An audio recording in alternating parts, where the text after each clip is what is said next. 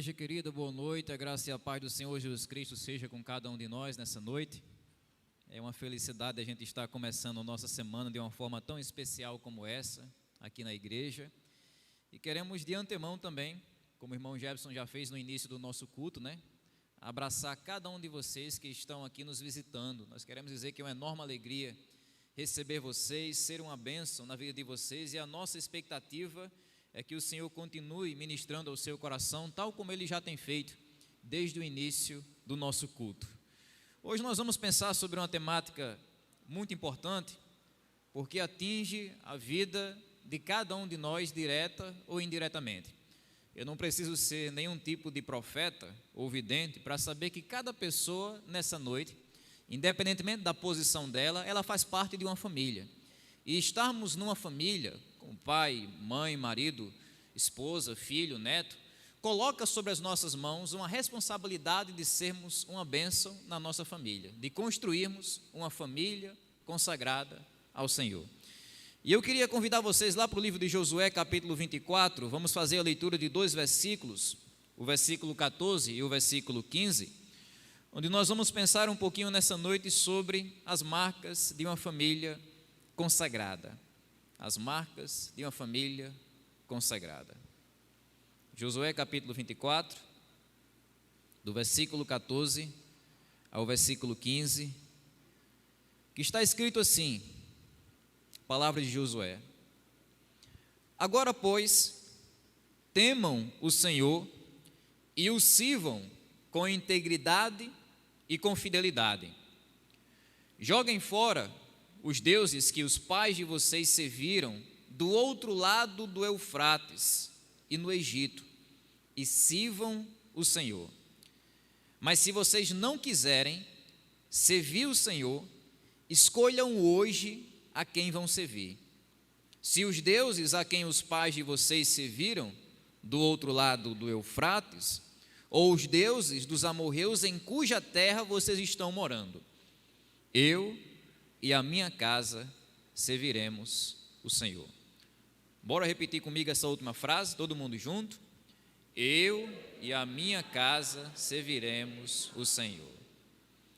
Quando Josué pronunciou essas palavras, ele estava numa situação muito parecida com o contexto que nós estamos aqui nessa noite. Isso porque Josué tinha diante de si uma multidão de famílias da nação de Israel que estavam ali ávidas, atentas, desejosas de ouvir algo da parte de Deus. Foi nessa oportunidade que, ao fazer uso da palavra, Josué, como um porta-voz de Deus, ele se dirigiu àquelas famílias, como vocês podem conferir nos versículos anteriores, fazendo uma recapitulação de toda a história daquelas famílias, desde a época em que a nação vai surgir, através de Abraão, até a chegada daquelas famílias na famosa terra prometida. E depois que Josué faz todo esse discurso, lembrando aquelas famílias de quantas coisas maravilhosas, sobrenaturais, Deus fez por elas, Josué faz uma convocação para que aquelas famílias, já abençoadas e assistidas pela graça e bondade de Deus, elas firmem um compromisso de consagração com o Senhor. Elas firmem um compromisso de estarem dedicadas e consagradas completamente ao Senhor, para que assim, nessa aliança com Deus, elas pudessem manter as bênçãos do Senhor sobre a nação. E é nesse ponto da sua fala, especificamente o versículo 14 e 15, que Josué vai descrever com muita clareza quais são os passos que aquelas famílias deveriam tomar para se consagrar de fato ao Senhor. E o nosso objetivo principal aqui, igreja, é olhar para esse texto aqui a fim de entendermos como eu e você, como nós, como famílias, espiritual ou biológica, nós podemos trilhar esses passos e construir em nossos lares uma família compromissada, de fato, com o Senhor. Olhando para o versículo 14, a primeira marca dessa família comprometida com Deus é viver com Deus. Uma família que vive com Deus. Uma família que anda na presença de Deus. É a primeira marca de uma família consagrada. Está na primeira frase desse versículo: agora, pois, temam o Senhor. É com essas palavras aqui que Josué convida cada pessoa daquele lugar a tirar as sandálias e pisarem no solo santo da presença de Deus. Agora, pois, percebam que vocês estão diante do Senhor. É isso que temer a Deus significa. É viver diante de Deus, é ter consciência da presença de Deus. Eu sei que a palavra de Deus ensina que Deus ele é onipresente. Deus ele está em todos os lugares. Não há um único átomo nesse universo que não esteja acompanhado pela presença desse Deus que está em todos os lugares. Ele está em todas as famílias, Ele está em todas as casas, Ele está em todas as cidades, mas nem todas as pessoas têm consciência dessa vastidão da presença de Deus.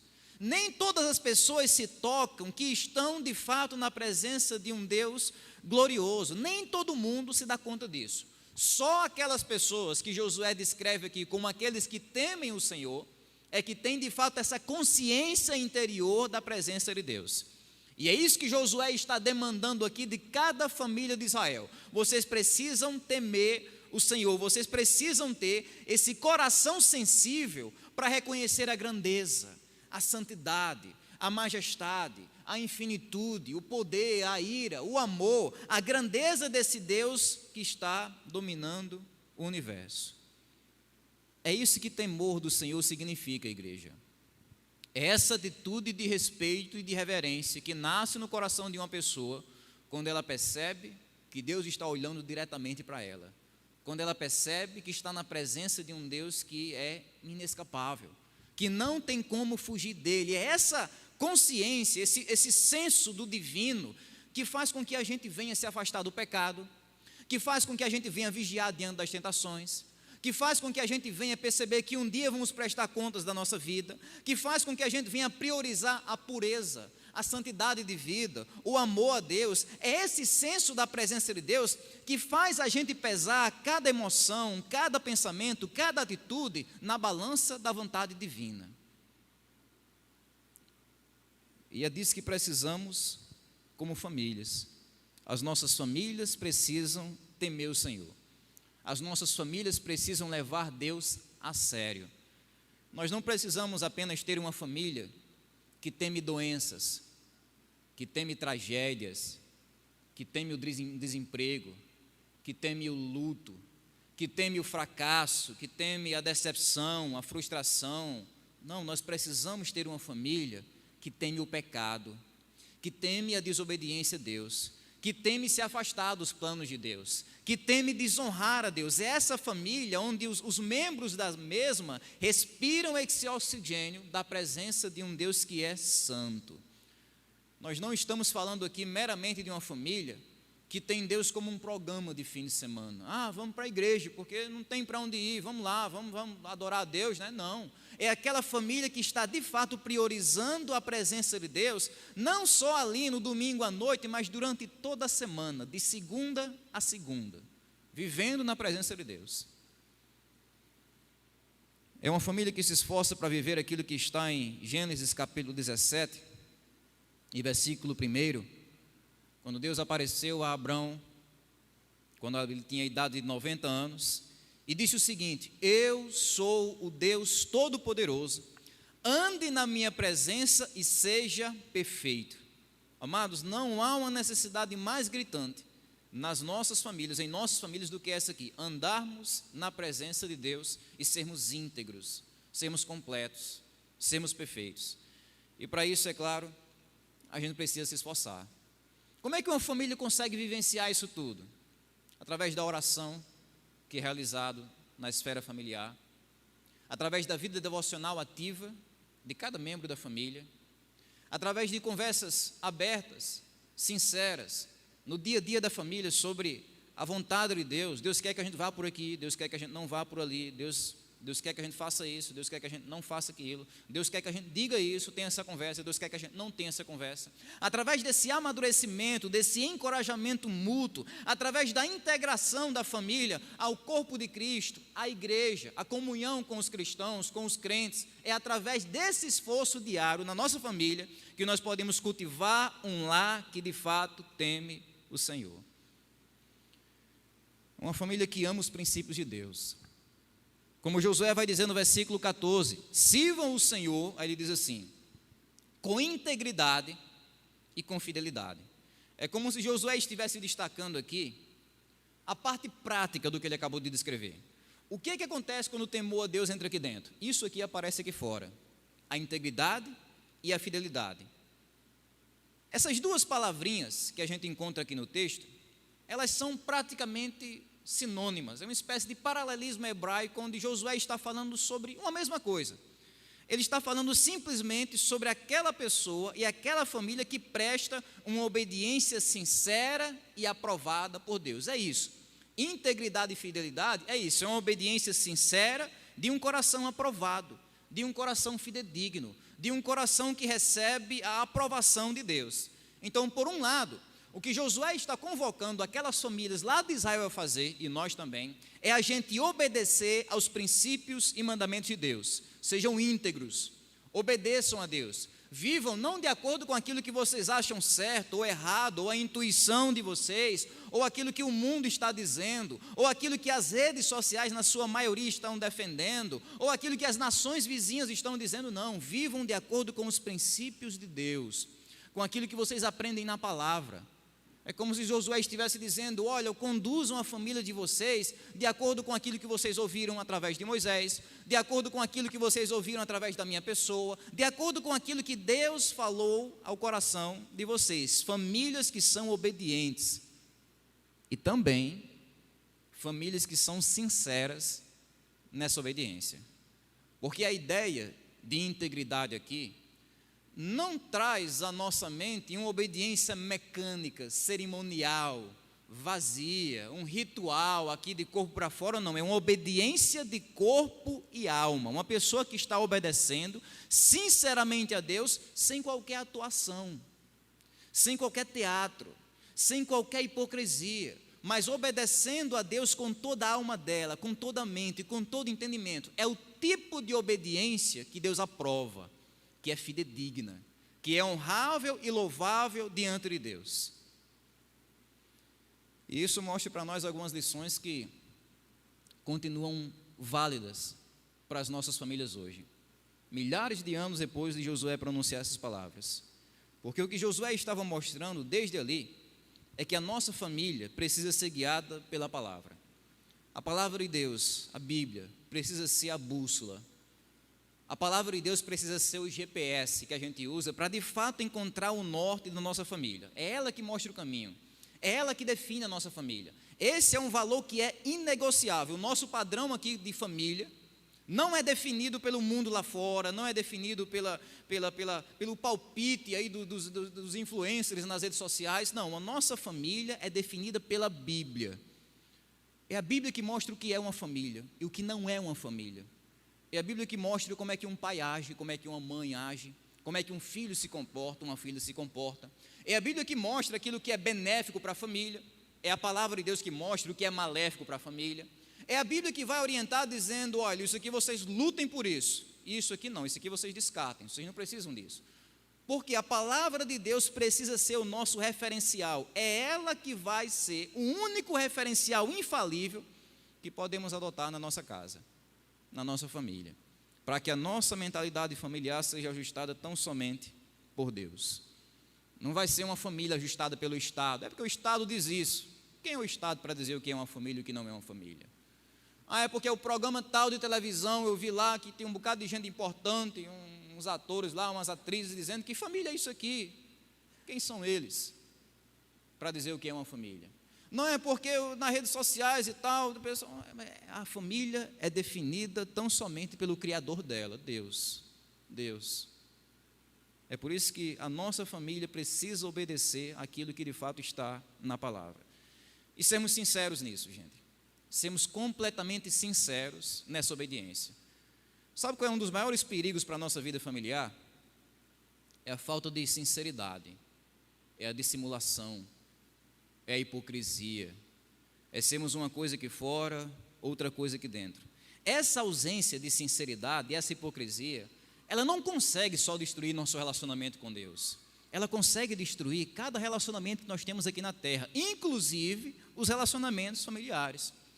O que é que leva os filhos a dizerem uma coisa na frente dos pais e fazerem outra completamente diferente quando os pais dão as costas? Hipocrisia, falta de sinceridade.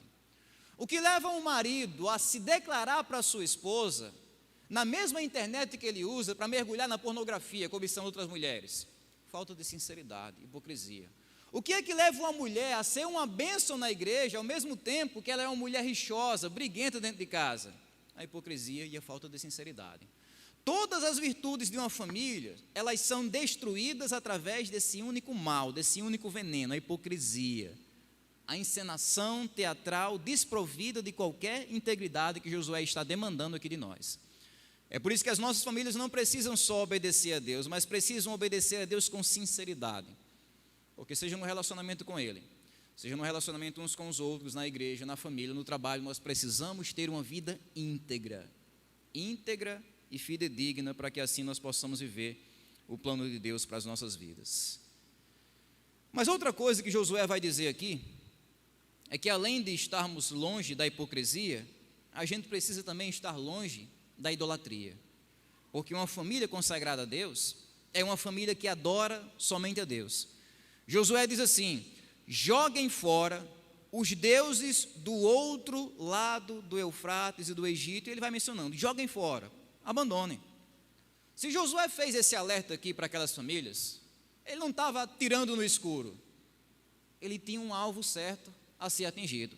Se Josué faz esse alerta para aquelas famílias, é porque ele sabe que muito provavelmente, mesmo secretamente, algumas famílias ali, daquelas milhares que estavam reunidas, estavam nutrindo o pecado da idolatria, estavam adorando falsos deuses, estavam adorando deuses que não existiam, estavam adorando aqueles mesmos deuses que eles tinham adorado lá no Egito, eles tinham escondido lá na sacola. Vamos levar, porque pode o negócio dar errado, pode Deus abandonar a gente e a gente tem um escape aqui. Está o nosso Deus que a gente conheceu lá no Egito, bem guardadinho aqui. Ou talvez eles conheceram falsos deuses ali na terra de Canaã, que estavam conquistando, e começaram a dividir a adoração a Deus com esses falsos deuses, porque essa é a essência da idolatria. A idolatria nada mais é do que a divisão da adoração do nosso coração. Na idolatria, a gente não deixa de adorar a Deus, mas a gente acrescenta outro Deus na lista.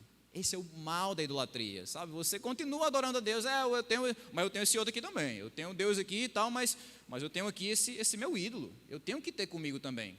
Mas a adoração a Deus, para ser aceitável, ela tem que ser exclusiva.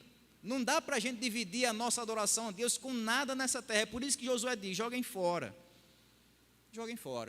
abandonem todo tipo de idolatria. Não achem que a felicidade, segurança, propósito, estabilidade de vocês na terra prometida depende de qualquer outra coisa que não seja Deus, porque isso é idolatria.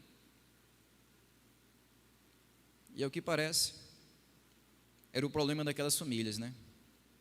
Eles saíram lá do Egito, mas os deuses dos egípcios ainda estavam lá com eles. Eles estavam conquistando ali a terra prometida, mas ao mesmo tempo estavam sendo conquistados pelos falsos deuses daquela terra. Josué vai dizer que esse problema não era nenhuma novidade, era um problema antigo. Ele vai dizer que era um pecado reincidente. Ele diz: olha, os deuses que os pais de vocês serviram, era um negócio que estava passando ali de geração em geração. É como se o problema da idolatria tivesse se tornado um problema de família, algo que estava presente no DNA, passando de avô para neto, de pai para filho, e assim sucessivamente. Às vezes vocês sabem que aqui no interior a gente vê situações bem parecidas, né? A gente evangeliza uma pessoa, a gente prega o evangelho, diz: olha, venha para Jesus, você precisa se arrepender dos seus pecados, confiar no evangelho. E aí a pessoa olha para você e diz: não dá. Não dá porque eu estou nessa religião, e o meu avô estava nessa religião, ele morreu nessa religião, meu pai está nessa religião, e eu não vou abandonar essa religião. Ou seja, a pessoa rejeita o evangelho, diz não para Jesus, e ela não tem uma explicação teológica, porque eu entendi na palavra de Deus que essa religião minha aqui, ela é correta, e racionalmente eu entendo que esse é o caminho certo para a minha vida. Não é só uma questão de tradição de família. Eu não vou desonrar a tradição da minha família, meu avô era dessa religião, meu pai é dessa religião, e eu vou continuar assim, e vou criar meus filhos nessa religião.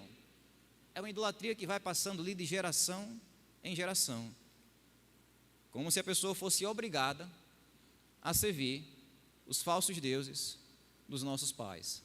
Mas Josué diz, olha, se é falso, se não existe, abandona, não importa se é de seu pai, não importa se é de sua mãe, se é do seu avô, do seu avó, esses falsos deuses que os pais de vocês serviram, Josué diz, deixem eles de lado, abandonem, joguem fora. É assim que Josué está alertando aquelas famílias a não serem reféns da idolatria. Esse é um perigo mais sutil do que a gente consegue perceber às vezes, igreja. É por isso que a gente precisa prestar atenção nesse assunto. Porque a idolatria na família é um perigo real, é um perigo enorme, é um perigo grave. Às vezes, ele é visto de longe. Às vezes você vê idolatria de longe. Você entra na casa da pessoa, está lá 3 estandes assim, um bocado de ídolos e tal, de madeira, de gesso, de barro, e não sei das quantas e tudo mais. Às vezes é de longe, às vezes é escancarado, mas outras vezes, e nas vezes mais perigosas, a idolatria ela é mais camuflada. A idolatria ela é mais sutil, ela é mais maquiada. É aquela idolatria que vai girar em torno de coisas que são boas em si mesmas, mas que não merecem o lugar de Deus, nem na nossa vida, nem na nossa família. Pense, por exemplo, sobre o perigo que a nossa família corre de idolatrar o dinheiro. Idolatrar o dinheiro. Tudo em torno da família é sobre o dinheiro. Então, como é que a profissão dos filhos vai ser definida? Que dá mais dinheiro. Os pais estão ali obrigando os filhos, você tem que ir por aqui porque aqui dá mais dinheiro. Não importa se o filho infarta 3 vezes quando vê uma gota de sangue, importa que você vai ser médico, porque médico dá dinheiro. Não importa se eu gosto de fazer isso aqui, se eu me sinto bem fazendo isso, não importa que isso aqui dá dinheiro. Como é que a rotina dos pais é definida nessa família que idolatra o dinheiro? É em torno do dinheiro. Não importa se os filhos são negligenciados, se são bem criados, se são educados biblicamente. Não importa se o casamento está indo bem ou está indo pelo ralo. Não importa, o que importa é que haja dinheiro e mais dinheiro. Como é que essa família define a alegria? Depende da quantidade de dígitos ali na conta bancária. Se tiver muito dinheiro, tem muita alegria. Se tiver pouco dinheiro, é estresse, é briga, é guerra para todo lado. A idolatria é o dinheiro. Existe também a idolatria ao lazer. É aquela família onde o mais importante é o lazer, é o conforto, é o entretenimento, é o divertimento. É só ser feliz mesmo. O tempo da família todo não é para a Bíblia, não é para oração, é para celular, é para TV, é para jogos, é para lazer, 100% lazer. Domingo ir para a igreja? Não, negócio de ir para a igreja, bora para outro canto, bora se divertir. Existe a idolatria familiar pela estética, as aparências no nosso século XXI das redes sociais. O que é importante é que a família esteja ali com as melhores roupas. Não importa se a gente vai se endividar em cada lojista de Apodi, não importa se a gente vai acumular promissoras e promissoras, não importa se a gente vai se matar o nosso orçamento para manter aquelas aparências, mas vamos manter ali a nossa aparência da estética, de parecermos bem, de vestirmos os nossos filhos com aquelas roupas de marca, com aquelas fotos estupendas do Instagram, maravilhosas, aqueles padrões de beleza, não importa. Vocês percebem que essas coisas que eu acabei de mencionar, nenhuma delas é ruim em si mesmas, é má, é pecaminosa. Dinheiro não é mal, lazer não é ruim, estética não é pecado, não é, mas elas não merecem o lugar de Deus na vida da família. Quando a gente coloca essas coisas ao patamar de Deus e a gente diz a nossa família vive para isso, a gente desgraça o nosso lar. É por isso que Josué está dizendo que a atitude daquelas famílias ali em Israel é identificar os ídolos e depois fazer o quê? Jogar fora. Olha só o que Josué diz: joguem fora. Ao longo do Antigo Testamento, essa aqui é uma expressão profética que sempre se repete aos ouvidos do povo de Deus. Lá em Gênesis capítulo 35, versículo 2, por exemplo, está escrito o seguinte: então Jacó disse à sua família, olha só, novamente, negócio de família.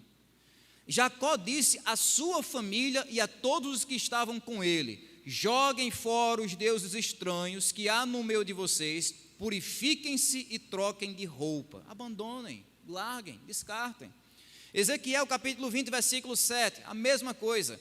Cada um de vocês deve jogar fora as abominações de que se agradam os seus olhos. Não se contaminem com os ídolos do Egito. Eu sou o Senhor, seu Deus. A gente percebe que a mesma coisa que Jacó disse para a sua família e os seus criados, a mesma coisa que Ezequiel disse para a nação de Israel, é o que Josué está dizendo aqui para aquelas famílias: joguem fora, descartem, aniquilem. Pode ser uma linguagem literal, daqueles ídolos que o povo guardava ali, numa sacola, debaixo da cama, que tinha de fato de ir para o lixo, de queimar. Pode ser também uma linguagem figurada, de ídolos que as pessoas tinham construído aqui no interior, no coração, que precisavam igualmente do mesmo tratamento. Não é reaproveitar os ídolos, não é esconder melhor os ídolos, não é dar um novo sentido para o ídolo, não, é jogar fora, se livrar e abandonar toda a idolatria. Porque as nossas famílias precisam disso, amados, se livrar dos ídolos. Eu não estou falando aqui que é possível eu e você termos uma família perfeita nessa área, não tem como. Isso é uma luta constante, diária. Você corta uma idolatria aqui, aparece outra aqui. Você fecha um buraco aqui, remenda, quebra de outro lado. É uma luta constante. É como você tentar enxugar o mar do nosso coração fazendo ídolos toda manhã. Está aqui um novo ídolo, olha só, isso aqui que apareceu é tão legal, você podia viver para isso, dar sua vida para isso. Nosso coração é assim, uma fábrica de ídolos. Família, então, perfeita, que não comete nenhum tipo de pecado em relação à idolatria, não existe. O que eu estou falando aqui é de termos famílias que são vigilantes, que estão antenadas, que estão atentas, que não são ingênuas, tanto faz, pode ser de qualquer jeito. Não, existe um jeito errado da gente ser família. E isso acontece toda vez que nós trocamos Deus por alguma coisa dessa terra.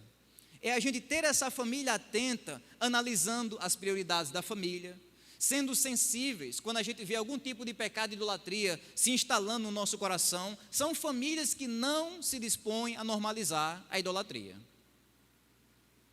Famílias onde os membros têm completa liberdade de exortarem um ao outro nesse sentido, especialmente quando a gente vive num ambiente completamente cristão. É totalmente natural até um filho chegar para um pai também, viu? Nós que somos papais, mamães, até um filho chegar para um pai e para uma mãe, dizer: papai, eu estou achando que o senhor está exagerando um pouquinho nisso aqui, o senhor está desanimado demais para ir para a igreja, o que está acontecendo? Sabe? É a gente estar completamente abertos, disponíveis, dispostos a sermos exortados, encorajados uns para os outros, para não cedermos ao perigo da idolatria. E assim estarmos jogando cada ídolo no lixo que tenta destruir a nossa família. Infelizmente, irmãos, nem todas aquelas famílias de Israel que estavam ouvindo essas palavras de Josué fariam isso que ele estava pedindo. Na hora não, na hora foi uma maravilha, né? Sempre é, né? Quando Josué trouxe aquele discurso, o pessoal de Josué, pode anotar aí, estamos com o Senhor, o quê? Nossa aliança com Deus está aqui, ó. Josué diz: olha, vocês estão falando sério mesmo? Não estamos falando sério, Josué. A gente está com Deus, a gente tem a nossa aliança, pode anotar aí, essa pedra aqui vai ser testemunho de vocês, viu? E o povo de fato confirmou a aliança, dizendo que ia abandonar os ídolos. Mas aí bastou alguns anos, como a gente confere lá no livro de Juízes, que o negócio desandou, o pessoal abandonou Deus, deixou de lado, né? Começou a idolatrar, do pior tipo de idolatria possível, da religiosa, familiar, todo tipo de idolatria. Mas chegando aqui no versículo 25, o que a gente vê é um grande contraste, o que a gente vê é um grande exemplo de extremo oposto dessa infidelidade. Nós vemos essa terceira marca de uma família consagrada a Deus através da vida e família de Josué. Qual é? É uma família que persevera com Deus. Uma família que persevera com Deus. Uma perseverança necessária. Porque Josué diz assim: mas se vocês não quiserem servir o Senhor, escolham hoje a quem vão servir. Não é amanhã, não é próxima semana, próximo ano, vocês têm um longo prazo para pensar sobre isso, não, hoje. Vocês precisam tomar essa decisão. É assim que Josué está pressionando, está desafiando aquelas famílias a decidirem o tipo de vida que elas queriam ter, ou ao lado de Deus, ou ao lado dos ídolos. Mas isso era algo que cada família ali precisava definir. Cada israelita. Vocês vão adorar a Deus, o Deus verdadeiro? Façam isso. Vocês querem mergulhar na lama da idolatria? Façam isso também. É como se Josué estivesse dizendo que Deus não aceita neutralidade. Não, é porque eu vou ficar aqui no meio termo. Eu vou deixar para amanhã a minha decisão. Não, Josué diz: façam hoje, escolham. Tomem a decisão de perseverar com Deus ou abandonar a Deus. Porque isso era algo que deveria ser decidido lá no coração de cada um, lá no íntimo de cada um. Como Josué diz: olha, eu servirei o Senhor. Vocês querem saber minha resposta? Josué nem espera, né? Ele nem espera uma pesquisa. Eu vou ver aqui na democracia qual vai ser as pesquisas que vão sair, se o pessoal vai estar mais para o lado de Deus ou estar mais para o lado dos ídolos. Não, Josué nem espera. Ele diz: olha, vocês podem decidir o que for, agora eu vou nessa decisão aqui. Eu vou manter o meu compromisso de perseverar com Deus. Foi esse exemplo, foi esse legado que Josué deixou ali, não só para a sua família, mas para toda a nação de Israel. Eu vou permanecer com o meu Deus. Mas ele não decide só como pessoa, ele decide também como chefe da sua família. Porque ele diz assim: eu e a minha casa. É como se Josué estivesse assumindo a responsabilidade de liderar a sua família no caminho que ele mesmo está indo. Primeiro vem eu, depois minha casa. Primeiro a gente vai, depois a gente leva. Primeiro Josué foi, depois ele influenciou sua família. Eu vou, como sacerdote do meu lar, conduzir, atrair, influenciar a minha família para que ela esteja com o Senhor. Foi a responsabilidade que Josué assumiu. É um homem forte, é um homem de palavra. Ele não chegou e disse: vamos decidir aqui, nós aqui e tal, vamos ver aqui. Não vou decidir agora não. Eu estou confuso, eu não sei se eu vou por aqui, se eu vou por ali, se eu vou com Deus, eu estou meio indeciso. Não, ele foi convicto: eu e a minha casa iremos por esse caminho. Convicto. E essa radicalidade que mostra a convicção de Josué, né?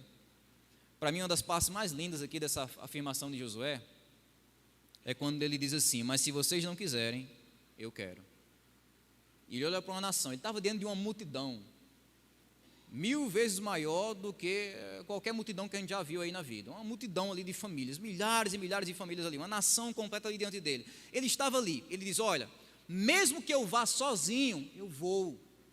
Mesmo que eu esteja ali na solidão, eu vou fazer isso. Mesmo que minha decisão de estar com Deus seja impopular, eu vou com Deus.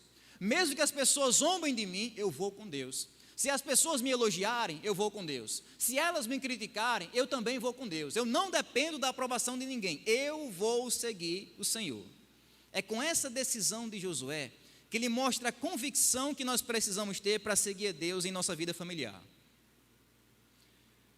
Porque nós precisamos imitar Josué, irmãos. Assim como Josué disse, a gente precisa colocar os pingos nos is e decidir o futuro que a gente quer para a nossa família. A gente não tem o poder de decidir o futuro que a nossa família vai ter, a gente não tem. Mas a gente tem o poder de decidir o futuro que a gente quer para a nossa família, isso a gente tem. Josué mostra isso. Ou um futuro de destruição, de trevas, farras, vícios, drogas, pecados, idolatria, maldade, iniquidade, rivalidade, ilusão, ou um futuro com Deus, de alegria, satisfação, graça, bondade e proteção. É o que Josué mostra. A gente precisa colocar os pingos nos is e definir o futuro que a gente quer para a nossa família. Então, caso você esteja aqui nessa noite e você veja que o futuro da sua família está indo de ladeira abaixo, está indo para a destruição, para o pecado, para a maldade, a melhor coisa que você faz para começar a solucionar essa situação é seguir a Deus, é se arrepender dos seus pecados, confiar em Jesus e abraçar de todo o seu coração esse evangelho. É você dizer como Josué diz: eu vou fazer isso. É uma decisão pessoal. Você não pode tomar essa decisão pelo seu pai, você não pode tomar pelo seu filho, você não pode tomar pela sua esposa, pela sua filha, mas você pode tomar essa decisão por você. Ela é individual, cada um vai decidir isso diante de Deus. Porque é assim que nós podemos influenciar a nossa família em direção a Deus. O problema é que tem muita gente que diz o oposto. Tem muita gente que diz assim: minha casa vá para Deus, mas eu não. Minha casa vai servir o Senhor, mas eu não. Aí não dá. Tem que ser pessoal, tem que ser ali. Eu vou tomar a dianteira. Eu só posso levar a minha casa para Deus se primeiro eu for até Deus. Às vezes a gente conversa com pais, com mães, e mostram tanta preocupação.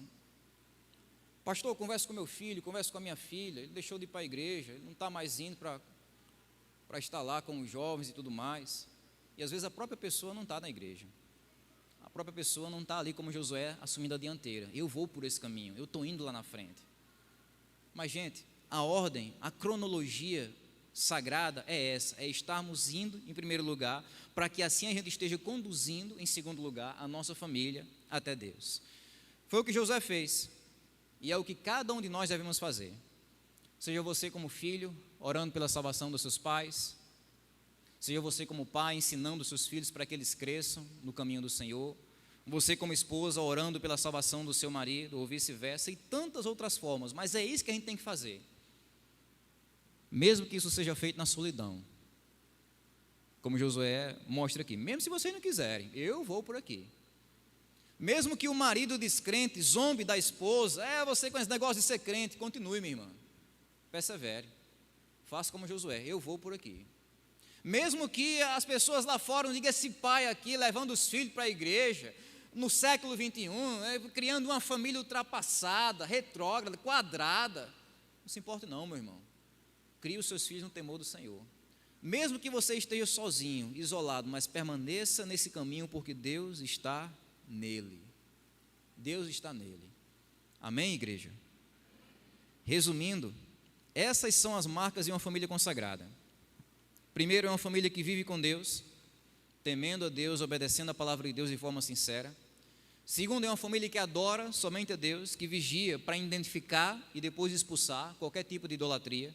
E terceiro, é uma família que persevera com Deus, um lar que escolhe estar com Deus apesar dos pesares. Que Deus então nos ajude para que, olhando para essas verdades, a gente possa construir cada vez mais a integridade da nossa família na presença do Senhor.